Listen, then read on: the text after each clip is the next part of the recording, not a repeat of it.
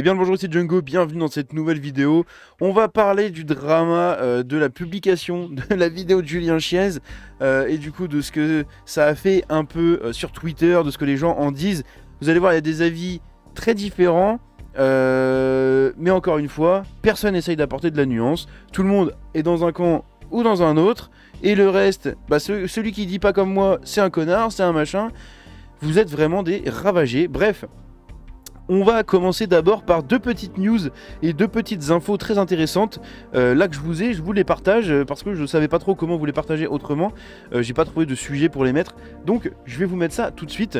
Le premier truc, c'est ça, c'est Grums qui du coup partage ce truc là, comme quoi Ghost of Tsushima a eu 60 millions de dollars de développement et Concorde 400 millions. Vous avez forcément vu passer la news, 400 millions de coulées dans Concorde. 400 millions, c'est incroyable. Le prix et la thune qu'ils ont perdu, c'est ouf, c'est stratosphérique. Bref, donc Ghost of Tsushima a coûté 60 millions. Ici, on a quelqu'un qui nous rappelle évidemment que Black Myth Wukong a coûté 70 millions, hein, évidemment.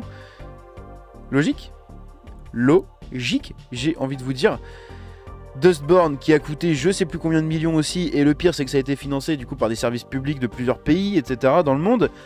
Bref, c'est une catastrophe, mais franchement les 400 millions de Concorde c'était assez incroyable. Deuxième info très intéressante, avant d'attaquer sur le sujet de Julien Chiez, c'est Jonathan ici, qui partage un truc très intéressant. Vous savez qu'il a souvent des bonnes infos au niveau des insiders un peu, du coup chez Ubisoft et au niveau des Assassin's Creed, etc. Et ben il dit ici: pour venger mon slap, voici quelques infos sur Assassin's Creed Invictus, le jeu multijoueur censé sortir l'année prochaine, et vous allez voir, c'est une purge en devenir ce truc, c'est abusé. Bref, ça sera une sorte de Fall Guys, 16 joueurs pour le moment, qui s'affrontent sur plusieurs manches avec des jeux différents. Ok. Qu'est-ce que c'est que ce truc? Parmi les jeux, on retrouve un deathmatch en équipe, un autre en chacun pour soi, et un jeu de rapidité où il faut se rendre sur des points lumineux dispersés à travers la map. Mais moi je veux juste jouer un Assassin's Creed en fait. Si vous êtes qualifié pour la manche suivante, vous pourrez choisir des sortes de pouvoirs pour constituer un build qui vous servira lors du jeu final. Pour l'instant, tout ce qu'on voit, c'est que c'est pas du tout Assassin's Creed, hein. Deux personnages sont confirmés, Ezio et Cesare Borgia. Ok. Le gameplay sera très arcade, avec des coups sans réel impact et même un bouclier bulle, comme dans Smash Bros. Putain. La caméra assez éloignée du perso, donnant l'air qu'ils sont tout petits. Les maps seront des portions issues des anciens jeux. Il y aura Bagdad, donc dans Mirage, le Japon dans Shadows, et une map dans une île paradisiaque, probablement Black Flag, et Pompéi, avec de la lave qui monte. Voilà grossièrement à quoi devrait ressembler le jeu, même si évidemment il y aura énormément d'ajustements d'ici la sortie. Ça c'est le meilleur petit doigt dans le fion qu'on peut mettre à Ubisoft. C'est incroyable, c'est une espèce de purge. Donc évidemment dans les commentaires pas mal de gens se sont insurgés. On a ici Django qui nous dit: je reconnais ça, c'est une purge en devenir. J'ai mis c'est un purge. Putain, je sais même pas écrire. Je voulais me citer, tout faire genre, mais putain, j'ai fait une faute. Allez. Bref, on a quelqu'un qui nous dit: ils ont juste à ressortir la masterclass qui était le multi de Brotherhood. On a Mister Pixel, bon lui il est désastreux, c'est pas grave, on le laisse dans son coin. On a Psychodélique qui dit: alors que juste ressortir le multi de l'époque qui était juste génial, 3 petits points. Et oui, le multi dans Brotherhood était incroyable. Incroyable. On a ici Assassin's Creed Experience. J'en ai parlé dans ma vidéo sur JVM, puisque l'un des deux membres fait partie du coup de l'équipe de JVM, et l'autre membre est proche des Share Players, hein. Tiens. C'est bizarre, hein. Jo, on est le 22 septembre, pas le 1er avril. Putain, quel bouffon. Bref, donc on a globalement des gens qui s'insurgent un peu de ce truc-là. Bref, on va attaquer le gros du sujet. Le gros du sujet qui est cette vidéo-là que Julien Chiez a fait. C'est une vidéo FAQ dans laquelle il parle énormément de ce sujet-là.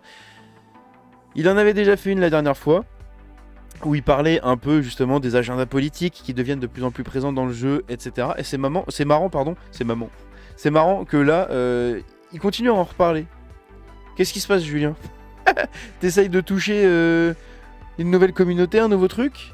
Tous les anti-woke là qui t'aiment pas? T'essayes de les remettre un peu de ton côté? Ou t'essayes juste de te mettre un peu à la mode, étant donné que l'anti-wokisme commence à devenir un peu à la mode? Quoi? J'ai pas compris pourquoi elle a fait cette vidéo en fait. Et c'est énorme parce qu'elle a déclenché un raz-de-marée. Elle a fait son tweet, hein, juste son tweet, a fait 530 000 vues. 530 000 vues. C'est oufissime.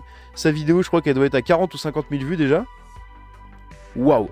Waouh, waouh, waouh. Bref, donc dedans, il critique beaucoup les trucs, la politique dans les jeux, etc. Il donne un peu son avis là-dessus. Bon, c'est assez bateau. Ce qui est intéressant, c'est les réactions à ça. Il y a une réaction, moi, qui m'a un peu choqué et un peu déçu. Je vais pas vous le cacher. C'est la réaction de Jeanne Rousseau.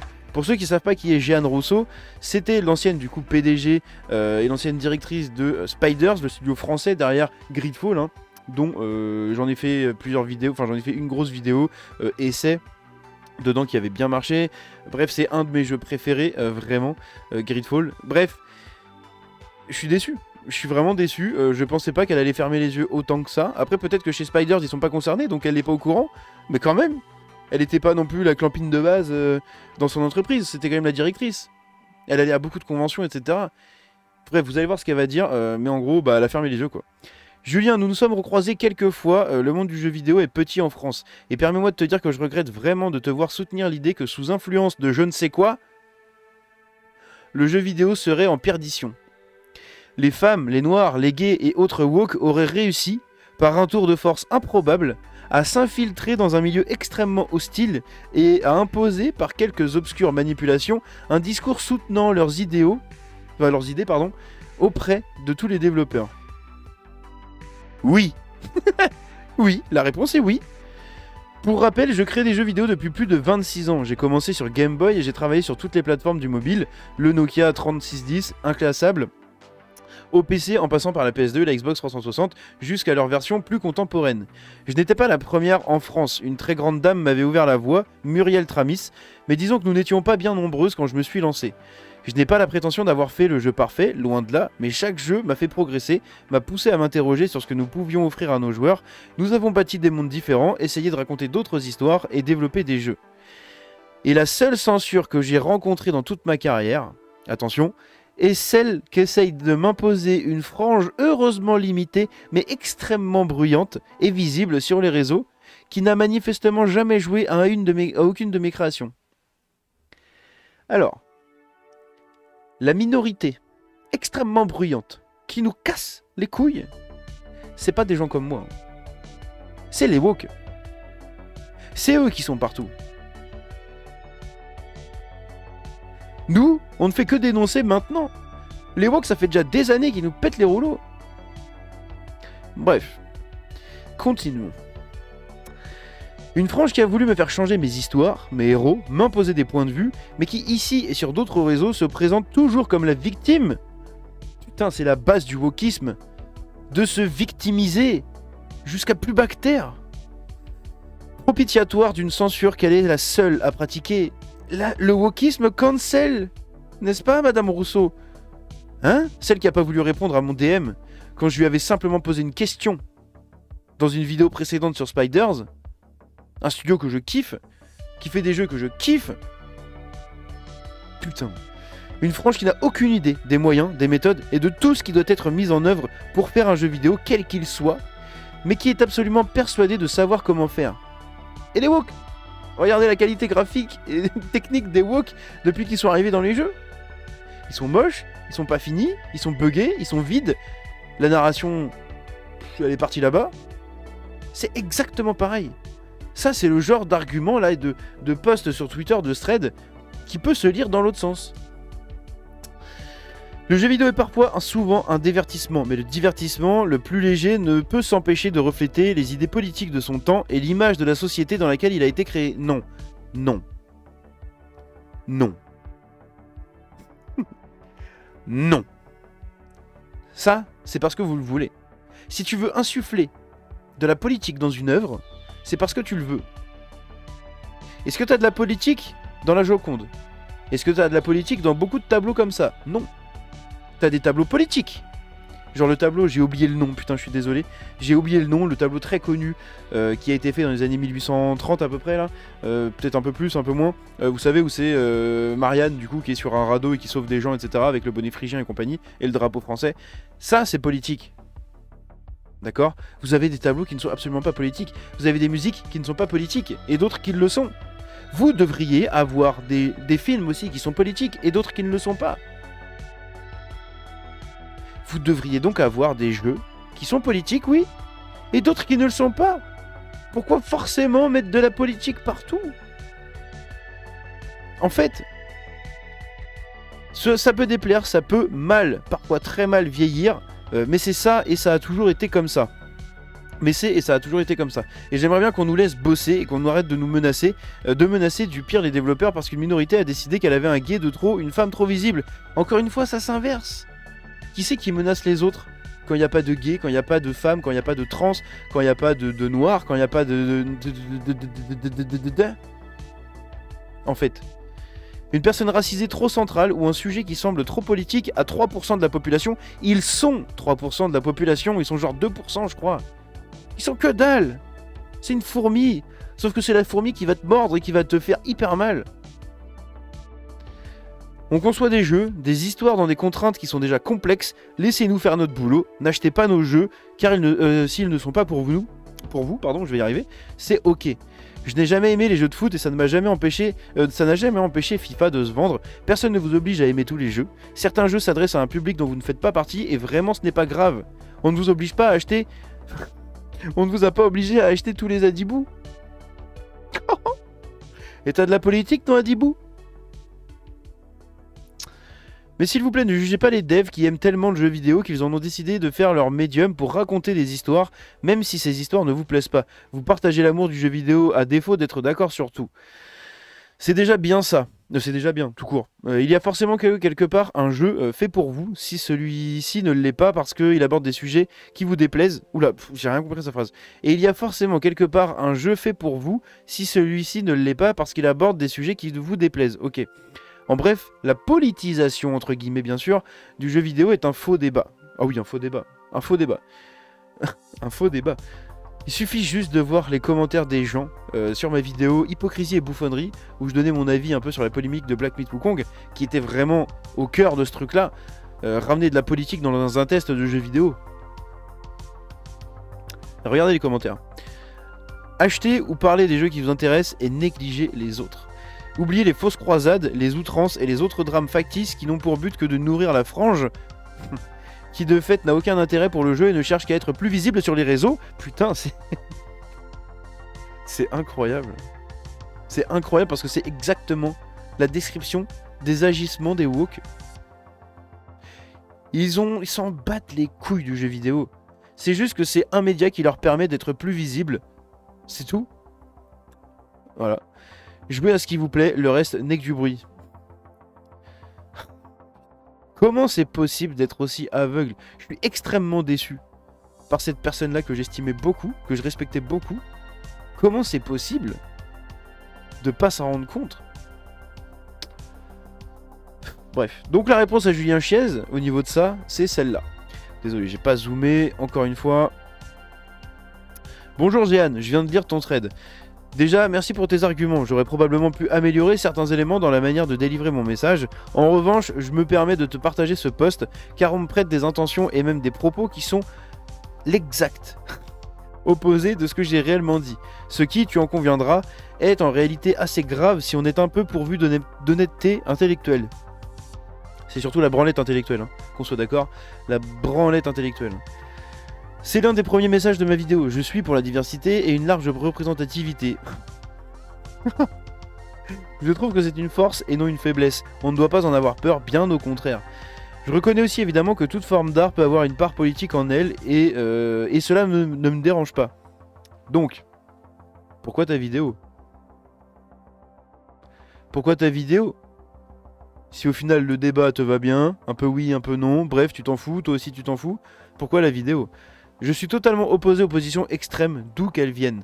En revanche, oui, je le dis, je suis lassé de ce climat qui juge, que je juge être surpolitisé par certains, où tout devient politique tout le temps, quitte à hystériser les débats et créer des camps qui désunissent plutôt que de réunir autour d'une passion commune. C'est exactement ce que font les woke en fait.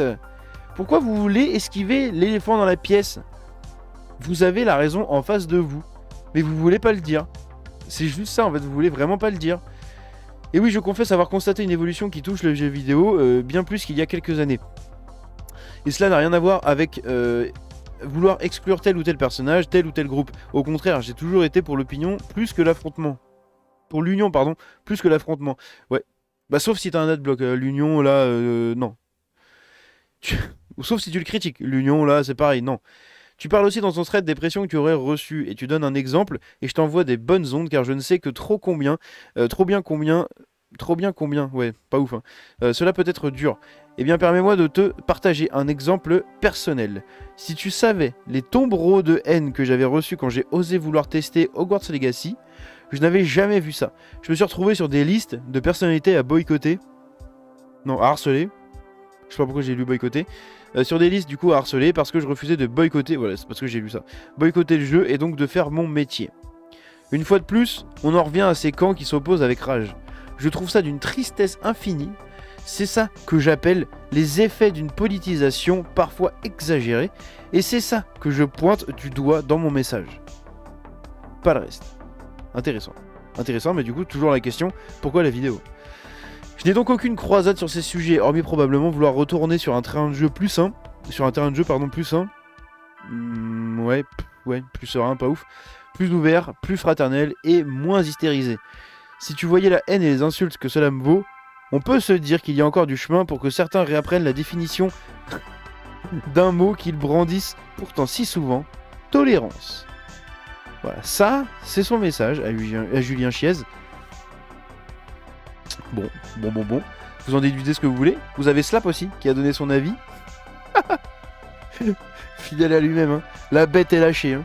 Message de la part des gamers. Arrêtez de nous casser les couilles avec votre politique dans les jeux vidéo. On veut explorer et tuer des monstres. Arrêtez votre masturbation intellectuelle. Tout ça pour paraître intelligent sur X. Et oui. Alors que vous bégayez dans la vraie vie. Et oui. La bête est lâchée. Et du coup, on a aussi ceci là, regardez. Ça, c'est les commentaires d'un mec, d'un développeur d'Arcane Lyon. Je sais pas si c'est le directeur ou n'importe, je crois que c'est juste un développeur hein, de base. Studio et co-creative director. Ah oui, d'accord.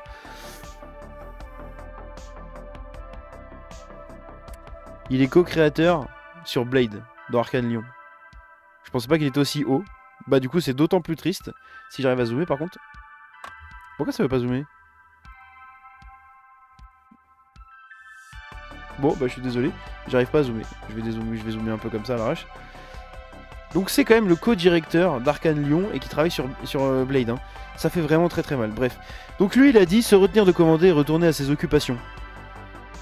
En réponse à la vidéo de Julien Chiez. Et dans les commentaires, il y a des gens, mais au secours. Déjà, on a ici Nostalgeek, hein, qui nous dit on se retient très très fort depuis hier ici. Hein? Fragile. J'arrive pas, c'est vraiment dangereux ce qu'il fait. La retenue est une des forces de Blade. Ne pas gâcher son dimanche. Est-ce qu'on pourra régler les caractéristiques de Blade? Il est trop vampire à mon goût. Ça me termine. Lui évidemment, ou elle, avec son drapeau trans là. C'est très très dur de se retenir. Vraiment difficile. Vous voyez ces grosses victimes, c'est un truc de ouf. C'est vraiment un truc de ouf. Lui, j'ai essayé, j'ai pas tenu. Il a juste retweeté, il a à peine insulté. C'est nul. C'est vraiment nul. Bref, voilà les gens qui sont tout simplement dans les commentaires de ce genre de trucs et qui défendent à mort. Ils sont ravagés. Ils sont vraiment ravagés. Lui, il est marrant. Lui, il est extrêmement marrant parce que c'est marqué Julien Chiez et les jeux politisés. Quand il est contre, il fait des vidéos, il fait des trucs. Et quand il est pour, avec les petites photos de son copain Kojima. Voilà. Parce qu'il faut savoir qu'il est très très copain avec Kojima. Et du coup, bah voilà. Ça se voit encore ici. Bref. Et du coup, comme j'avais mis juste ici, le petit message de Nostalgeek hein, qui dit on se retient très très fort hier, machin.